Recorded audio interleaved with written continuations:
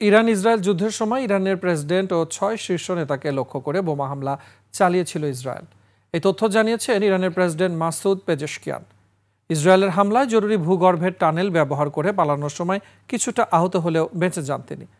লেবাননের হিজবুল্লাহ নেতা হাসান নাসারাল্লাহকে হত্যার আদলে এই হামলা পরিকল্পনা করা হয়েছিল বলে জানিয়েছে তেহরান। বিস্তারিত নাইম আহমেদের ডেস্ক রিপোর্টে। শেকড় থেকে শিখরে।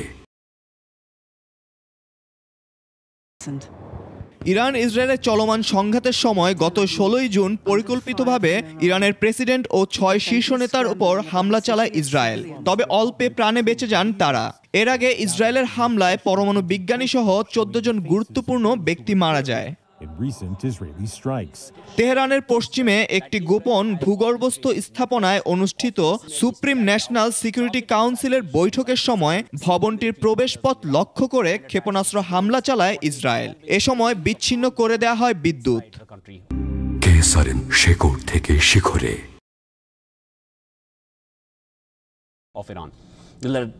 হামলার সময় ইরানের কর্মকর্তারা একটি জরুরি টানেল ব্যবহার করে পালাতে সক্ষম হন। পালাতে গিয়ে আহত হন প্রেসিডেন্ট পেজেশকিয়ান।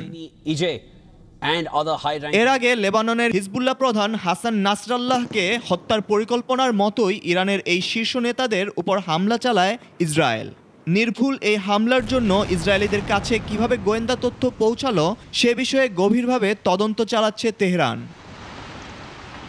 এই হামলার বিষয়ে ইসরায়েল এখন পর্যন্ত কোনো আনুষ্ঠানিক মন্তব্য করেনি। এ ঘটনায় নতুন করে উত্তেজনার মাত্রা বাড়ছে মধ্যপ্রাচ্যে।